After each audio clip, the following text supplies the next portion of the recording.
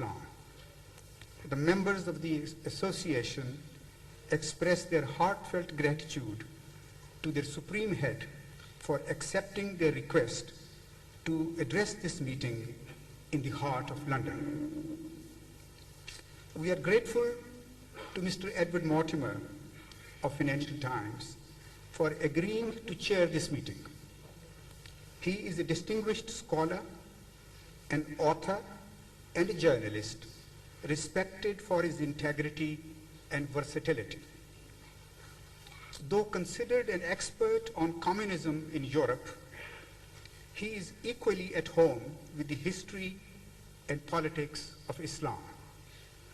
When he was with the Times of London a few years ago, he wrote a most authentic article on the situation of Ahmadiyya Muslims in the Islamic Republic of Pakistan. I hope you will find today's lecture intellectually enlightening and spiritually satisfying. Hadhrat Mirza Tahir Ahmad has very kindly agreed to answer some questions relating to the topic of his lecture during the half an hour or so provided for this purpose. The questions, if any, could be written on the paper placed on the seats and handed over to the nearest steward. At the conclusion of the program, all the guests will be most welcome to proceed to the third floor for viewing a small exhibition about the activities of the Ahmadiyya Jamaat in various fields, and also to partake in light refreshments. With these words of warm welcome and sincere thanks, I request Mr. Edward Mortimer to introduce the principal speaker. Thank you very much.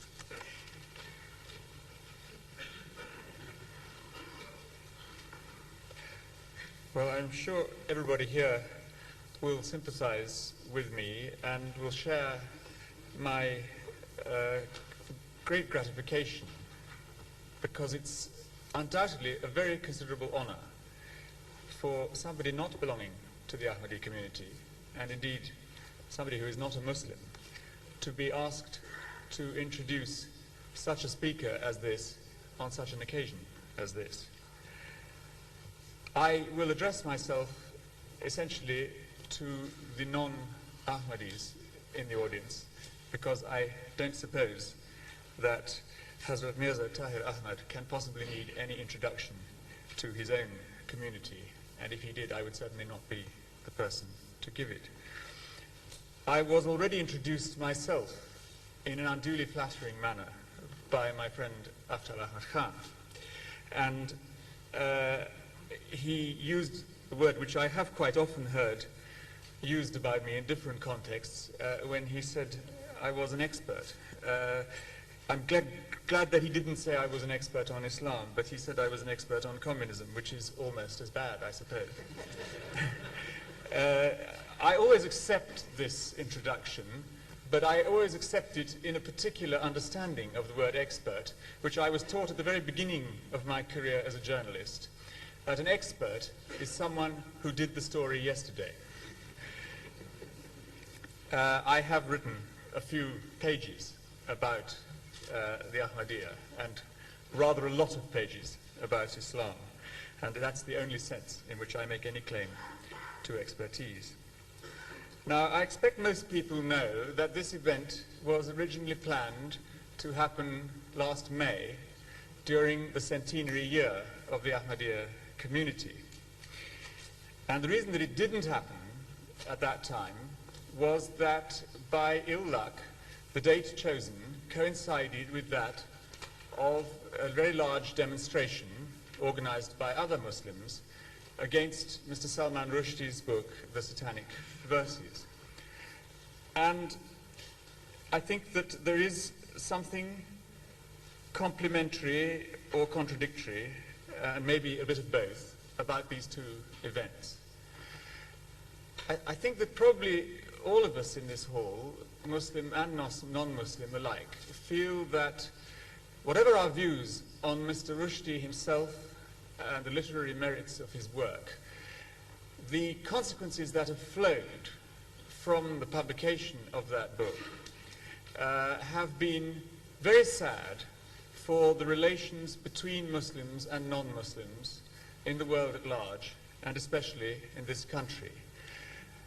And the way that some Muslims have reacted to that book, the fatwa pronounced by the Imam Khomeini in Iran, who may or may not be an Imam, but he is now passed on anyway, and that depends on, I guess, your particular position in Islam, and it's not for me to say, and presumably on the status of his imamate depends the status of his fatwas. But there is no doubt that as a public event, that had a negative effect on the perception of Islam in the world at large and in this country among non-Muslims. And many of the surrounding events and subsequent events have reinforced that very negative impact. And given what I like to think is a wrong message about the essential nature of Islam.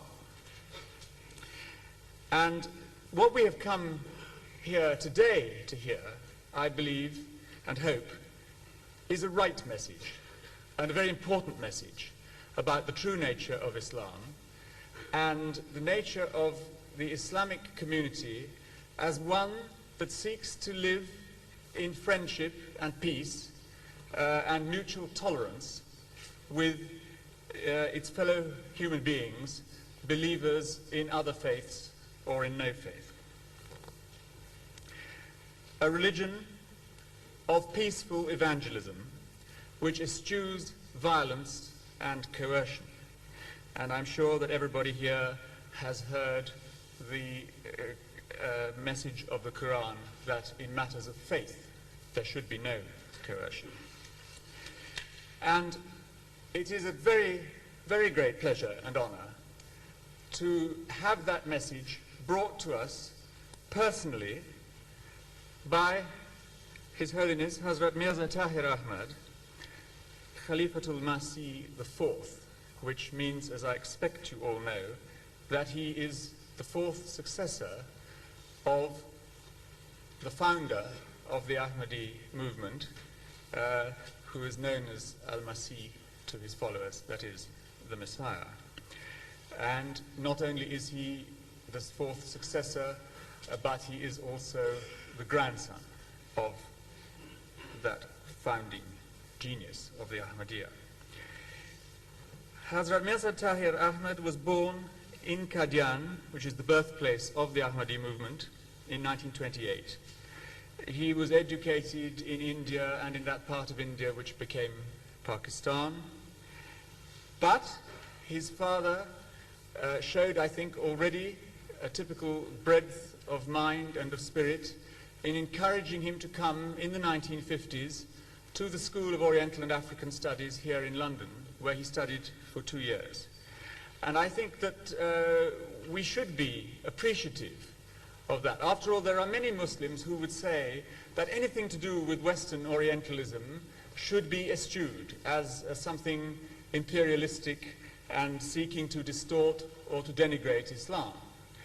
And I know from the Khalifa's own writings that he certainly doesn't agree with all the Orientalist interpretations of Islam. But he has been prepared to read them, to study them, and to find something positive as well as negative in the exploration of Islam by Western scholars. And I think that is significant and typical of the spirit of Ahmadiyya. I was delighted to read in his biography that while he was based in London in the 1950s, he hitchhiked all over Europe. And I think that brings home to us that we are not dealing here with some very remote and esoteric religious figure, but with a religious leader who is very much part of this world and sharing in the ordinary experiences and pleasures of his fellow human beings, and who is a person of great curiosity